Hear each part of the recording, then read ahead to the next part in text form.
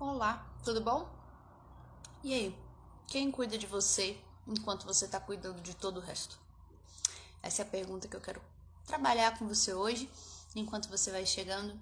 E se você está assistindo no IGTV, enquanto você está começando a assistir, eu vou convidar algumas pessoas e te convido a convidar também alguns colegas, alguns pais, algumas mães aí que podem precisar desse papo nosso aqui. Afinal de contas, quem cuida do cuidador? Hoje cedo eu comecei esse papo lá no Instagram da Pratique Psicologia. Se você não assistiu a live às 8 da manhã, tudo bem, ela ainda está lá no IGTV da Pratique Psicologia. E lá nós começamos a trabalhar isso. Nós descobrimos que há uma persona, um papel que você ocupa quando você se torna o grande salvador da sua família. E esse papel vem com algumas responsabilidades nada fáceis de lidar.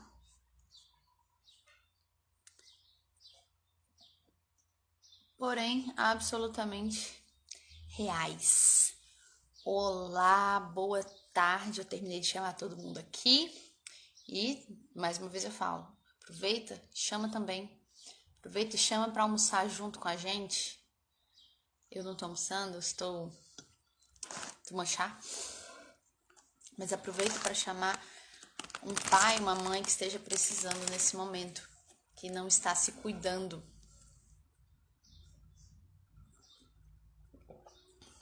Bom, eu vou aproveitar e vou logo dar início. Eu não sei para que eu peguei biscoito, porque eu não vou comer. Vou comer só esse, porque já era. Né? Não vou ficar comendo aqui enquanto eu falo com vocês. Bom, pessoal, então o grande lance é: quem cuida do cuidador? Uma tecla que eu tô batendo muito. Vamos lá. Uma tecla que eu tô batendo muito nessa nova fase do meu Instagram é que os pais precisam cuidar de si mesmos para ensinar os filhos a cuidar de si também. Porque eu sempre falo isso, a criança ela vai repetir o que vê você fazendo. Se o que ela vê você fazendo é você não se cuidando para cuidar dela, no futuro ela não vai se cuidar porque, não, meu pai não cuidou dele porque eu sou muito importante. Não. Ele vai entender o seguinte: meu pai não cuidou de si mesmo, então eu também não tenho direito de cuidar de mim, eu preciso cuidar do outro. E isso vai virando uma bola de neve gigantesca e os pais se frustram lá na frente quando olham e falam: putz, o que eu fiz de errado? Você não cuidou de você. Isso foi o que você fez de errado. As crianças vão ter, os seus filhos vão ter a experiência, vão ter a vida que eles veem você tendo hoje. Se você tem uma boa relação com finanças, é isso que ele vai viver lá na frente, porque é isso que ele enxerga você vivendo. Se você tem uma boa relação com seu cônjuge, é isso que ele vai procurar. Tem uma música da Alanis Morissette, eu amo, que ela é Princess Familiar. E ela fala: Papa, love your princess, so that she will find a gentle prince. Então, pai, ame a sua princesa, porque aí ela vai encontrar um príncipe gentil. E é exatamente isso. É necessário que a gente faça hoje, que a gente viva hoje, para que os nossos filhos vivam também. Por quê? Aí é onde a gente entra na terapia sistêmica. Aí é onde a gente entra no gostinho, na coisa gostosa, na suculência do negócio. Por quê? O que a terapia sistêmica nos diz? O que a teoria da terapia sistêmica nos diz? Ela fala que nós, a geração anterior é a base de onde os nossos a geração posterior vai pisar. Ou seja, falar de uma forma bem grosseira aqui para ficar simples, né? Se os meus pais ganhavam até 5 mil reais, eu vou ganhar até 5 mil reais. Vamos dizer assim. Ah, mas minha vida não foi dessa forma. Que bom que a sua vida não foi dessa forma. Porque qual é o correto, qual é o saudável? Seus pais ganhavam até 5 mil, pois 5 mil é o seu mínimo. E você vai crescer e vai ganhar muito mais do que eles. E onde você chegou, vai ser o mínimo para o seu filho. E assim, progressivamente, o sucesso familiar, né, vai crescendo. A cada geração, as pessoas vão se tornando mais saudáveis, mais ricas, mais inteligentes, mais autônomas. A cada geração, a gente vai se tornando mais. Só que o que acontece? As nossas famílias, em muitas coisas, são absolutamente desajustadas. Então, a gente vê a limitação da geração anterior e trava. A gente não supera a geração anterior. Até se a gente olhar para a nossa cultura, é uma cultura que diz que é uma cultura que diz que honrar pai e mãe é você se tornar cuidador dele quando ele ficar mais velho. Ou seja, se eu tiver a oportunidade de fazer uma super viagem, de crescer profissionalmente, meus pais ainda não dependem de mim. Eles ainda estão ativos, ainda estão bem. Mas, se eu tenho essa oportunidade e coloco na balança essa oportunidade e o cuidado com os meus pais, é capaz de eu abandonar a oportunidade e cuidar. Por quê? Porque na nossa cultura, a gente entende que honra é isso. Ao contrário das culturas orientais, eu vejo muito isso. Quando eu comecei a assistir anime para atender os meus clientes, aí a coisa ficou fácil. Putz, agora eu entendi honra. Honra, quando a gente vê as culturas orientais, é justamente elevar o nome da família, levar o nome da família ao longe, é fazer o nome da família nunca ser esquecido. Vide, como eu sempre trago aqui, toda a questão, os Uchiha, né, que eles têm muito essa coisa de eu vou voltar ao nome da minha família, né? E aí, nós, como temos famílias desajustadas, a gente acaba tendo o que a nossa geração anterior conseguiu como nosso limite, porque superar a nossa família, superar os nossos pais, se torna algo como desonrá-los, se torna algo como inferiorizar os meus pais. Eu não posso superar os meus pais, porque aí quer dizer que ele não é tão incrível assim. Isso tudo é inconsciente, mas isso tudo é real. E eu quero convidar vocês que estão aqui comigo, gente, a convidar pais, convida pessoas, convida cuidadores para ouvirem um pouquinho disso que a gente está conversando, porque conforme a gente vai crescendo, se a gente não levar outras pessoas conosco, a gente fica sozinho. E tem tanta gente que precisa descobrir. Ontem eu tava fazendo a live, uma mãe falou, nossa, eu queria ter te conhecido há 15 anos atrás. Eu falei, putz, tudo bem, ainda é tempo. Então, quem sabe? Envia para as famílias, tá bom?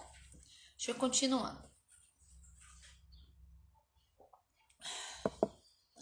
Então, nós temos esse problema. A nossa cultura entende honra como repetir, como manter aquilo que minha geração anterior alcançou. Eu não posso superar, porque se eu superar, eu estarei humilhando e não exaltando a minha geração anterior.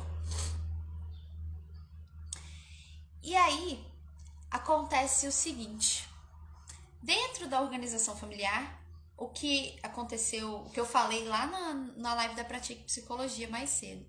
Dentro da organização familiar, dentro da cultura familiar, a gente descobre que é muito mais importante o outro do que o eu. A gente cuida mais do outro, o outro merece cuidado. Antes de fazer para mim, eu vou fazer para o outro. Se eu tô comendo alguma coisa, eu não posso não querer dividir. Eu tenho que dar para o outro. Se eu vou realizar algo, eu tenho que pensar se vai ser bom para o outro. Tudo é para o outro. E na medida que tudo é para o outro e nada é para mim, significa que eu não tenho valor. Eu não mereço, eu não posso. Quando eu não tenho valor, quando eu não posso, eu tenho que, de alguma forma, passar a ter valor. O que eu faço? Eu pego a minha identidade e entrego para outra pessoa dizer quanto de valor eu tenho. Enquanto pai e mãe, nós muitas vezes fazemos isso com os nossos filhos. Nós pegamos a identidade eu peguei a identidade da Maju, enfiei na bolsa, falei, agora a coisa mais importante da minha vida é o meu filho. E aí a mãe se desgasta, a mãe faz pro outro, a mãe faz pro filho, a mãe faz. Chega num determinado momento que a criança não tem como retribuir, ou já é um adolescente e tá de saco cheio do sufocamento, né? Que é essa mãe que não tem outra vida, só a criança. E aí ela começa a reclamar. Mas eu me anulei, eu fiz isso, eu fiz aquilo por você. E a criança olha assim e fala, e eu com isso? O adolescente ainda responde assim, não pedi, não mandei você fazer nada disso. Não sei se vocês já ouviram ou disseram isso, mas acontece muito, né? Então, o cuidador que faz dessa forma, que ele entrega para a criança, que ele entrega para o filho, que entrega para o cônjuge a sua identidade, ele fica perdido. Ele passa a não ter mais uma identidade e fica suplicando, através do cuidado, uma valorização, o amor.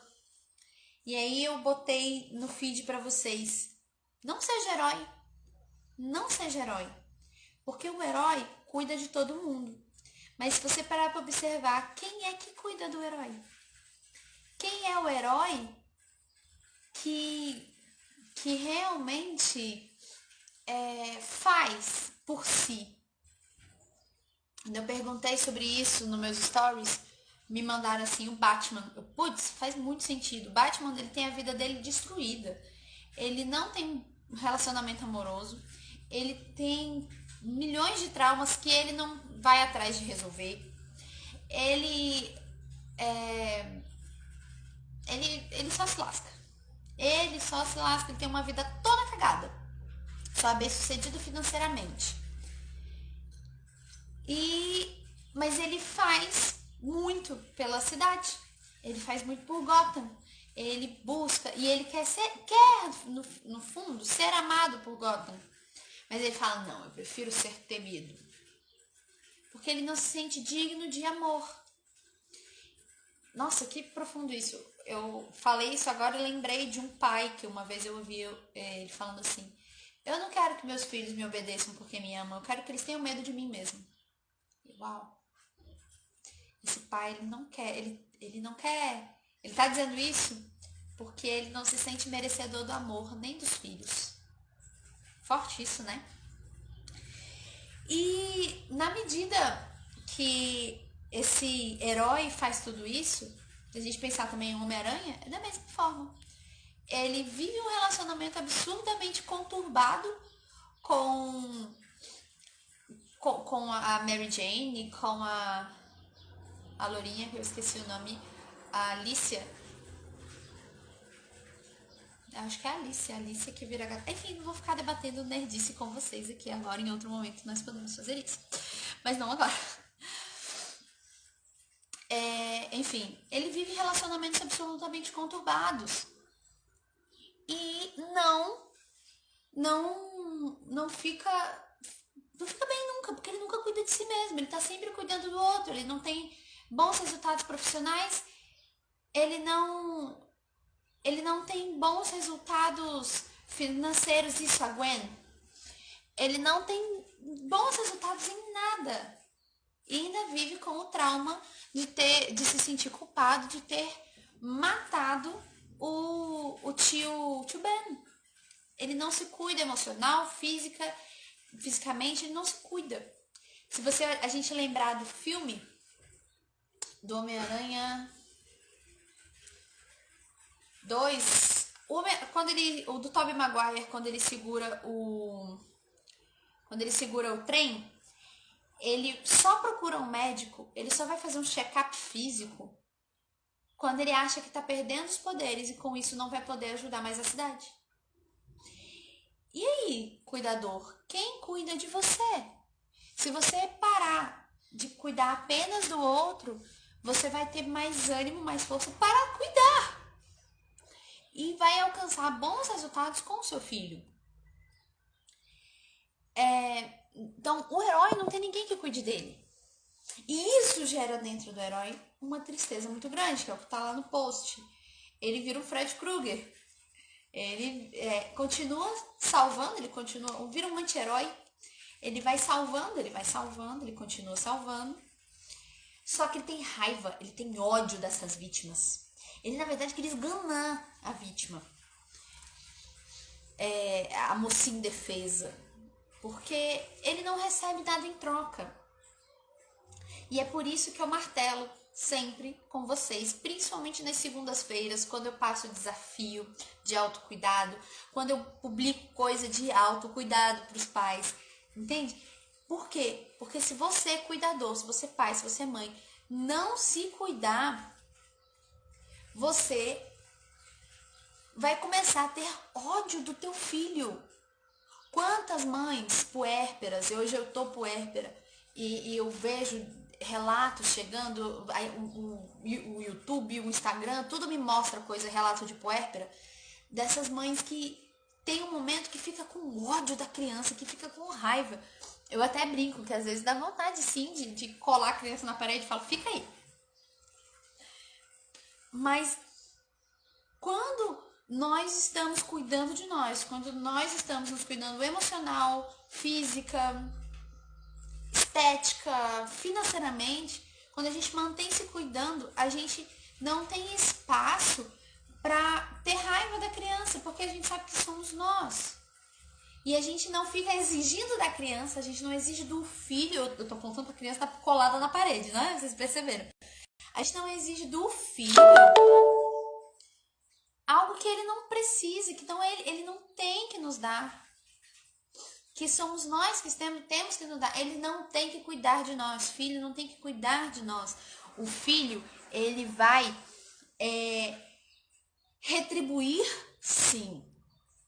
Ele vai obedecer, sim. Principalmente aquele pai que guia e não aquele pai da chulapada. Ele vai amar e por isso vai obedecer. Então, o cuidador, ele precisa se cuidar. A Bianca tá falando sobre liderança, né? O líder precisa fazer isso também. Ele precisa se cuidar antes de exigir que o discípulo retribua em carinho, retribua da forma que for. Então, é importante que o pai, que a mãe se cuide de si mesmo, porque o filho vai ver em você aquilo que ele precisa fazer para si. É ao cuidar do eu que eu ensino meu filho a cuidar do eu também. Então, você não precisa, como a colega que está falando, eu não sei, eu não estou conseguindo identificar seu nome no seu nick. Nossa, que anos 90, seu nick. Seu arroba aí, eu não tô conseguindo identificar seu nome. Mas ela falando, ela tá no processo dessa transformação levando porrada. Não é necessário. Quando a gente começa a cuidar de nós mesmos, a gente para de levar porrada. A gente começa a pisar no freio e falar, agora eu vou cuidar de mim. Sabe por quê? Também é importante você cuidar de você.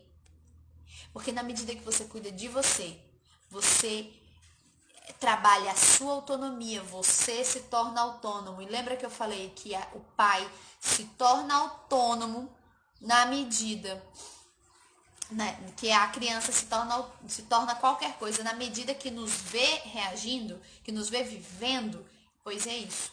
Você se torna autônomo, você passa a ter uma vida autônoma e o seu filho aprende também a ter autonomia. Como que isso acontece? Se você confia que você sabe fazer, se você sabe que você não precisa fazer tudo para todo mundo para ser amado, você vai permitir que o seu filho viva e realize. Então, se ele quer pegar a criança pequena, se ele quer fazer o próprio lanchinho, você não vai falar, ai meu Deus, não, deixa que eu faço. Se ele quer abotoar a blusa, você não vai falar, ai, você não consegue. Você vai, porque você trabalhou isso em você mesmo, você vai olhar pra ele e falar, eu sei que você dá conta, faz. Se você precisar de ajuda, me chama, mas eu sei, eu confio em você. Entende? Você vai gerar autonomia na sua criança, no seu filho, no seu adolescente. Imagina. Chegar, eu até falei de manhã, que as mães, mulher tende a querer cuidar o tempo inteiro de todo mundo. Então ela transforma o marido num filho, porque não confia que o marido vai dar conta de fazer tão bem quanto ela. Cara, permita o teu marido fazer. Amor, eu te escolhi para ser meu marido, eu sei que você consegue. E pronto, filhona, deixa o marido fazer. Porque a gente arruma briga com o cônjuge, a gente arruma problema no casamento porque a gente quer que o marido seja um pedaço nosso. E não é, ele é diferente. Ele vai fazer diferente. Se a gente não permite, se a gente não dá autonomia, se a gente abafa, se a gente fica querendo salvar, a gente estraga o nosso casamento, estraga o nosso marido e estraga o nosso filho. Então é necessário que você permita. Sabe essa coisa da paternidade ativa? Eu sou super a favor por conta disso, porque a mulher também vai ter que aprender a ser mulher e não ser mãe. Ela vai ter que aprender a ser mulher do marido, mãe do filho, e não ser mãe do marido do filho. E não ser esposa do marido do filho. Raíssa.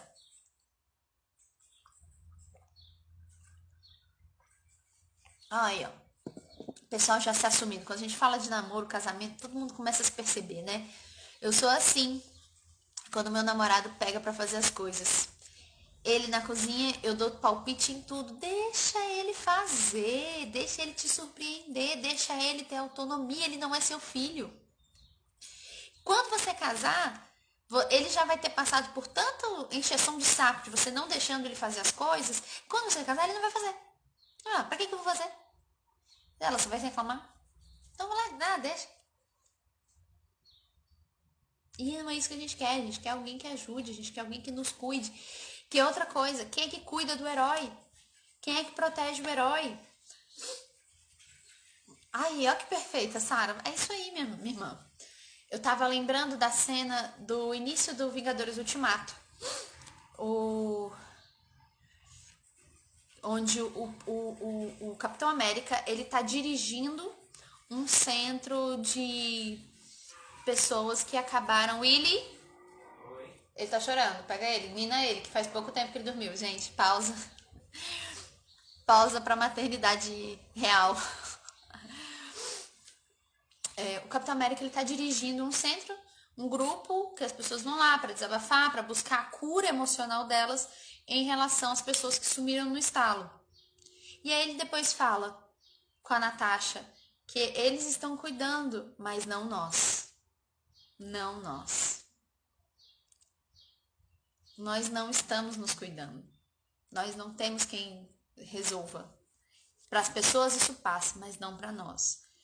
Quem cuida do herói? A Raíssa falou assim, o psicólogo e Deus. Normalmente o herói, normalmente o salvador, normalmente essa pessoa, ela não se permite ser cuidada. Então ela vai para terapia, até vai. Mas ela não vai se permitir entrar no grande problema da vida dela. Ela tem uma grande dificuldade. Ou ela só vai procurar o psicólogo quando a coisa já está realmente periclitante. E aí sim ela permite. O psicólogo, permite Deus, permite seja lá quem for entrar no problema. Porque até Deus, até quando a gente trabalha a questão de um olhar religioso, a gente precisa permitir que o Deus, a gente precisa permitir que Deus toque naquela ferida, não é? Então, seja psicólogo, seja amigo, seja marido, seja quem for, a gente não permite que cuide de nós. Então, é por isso que eu estou levantando bastante essa bandeira. Pais, cuidem de vocês. Seu filho vai viver aquilo que ele vê você vivendo. Se ele vê você vivendo problema financeiro, ele vai ter problema financeiro. Se o teu filho vê você com problema conjugal, ele vai ter problema conjugal. Ele vai procurar uma pessoa onde ele vai conseguir reproduzir os problemas conjugais que você tem.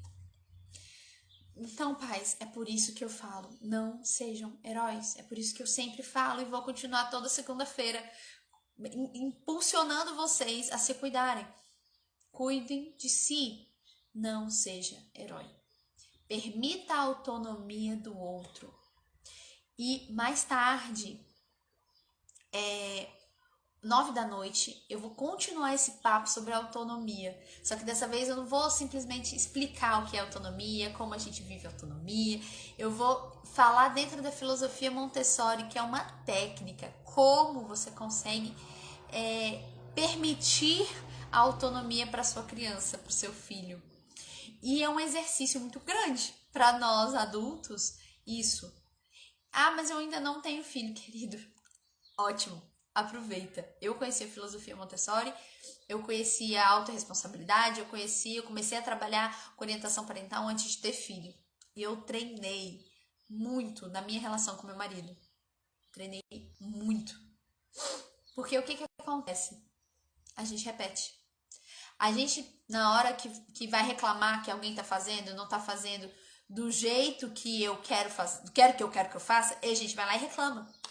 Eu lembro de uma vez que a gente chegou com as compras, a gente faz compra em atacado, aí a gente chegou com as compras dentro da caixa, né? Aí a gente foi organizar as coisas e meu marido tava com dificuldade de organizar o Tetris, né, do armário, da despensa. Aí ele foi arrumando e eu olhando, eu falei, ai, que agonia, ai, sai, deixa que eu faço. Ele parou, olhou pra mim, nós não vamos fazer isso com o nosso filho, vamos? Eu falei, não. Ele, então, deixa que eu faço. E você vai descobrindo uma outra forma de falar. Eu falei, putz, ele tá certo.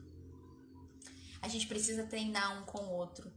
Nas linguagens do amor, na compreensão do perfil comportamental do outro e no permitir a autonomia.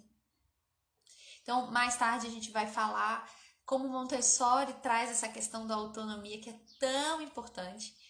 E gente, se você tá chegando agora, se você não viu o que nós estamos falando, sobre o que eu tô falando, eu tô falando sobre pais e filhos. Como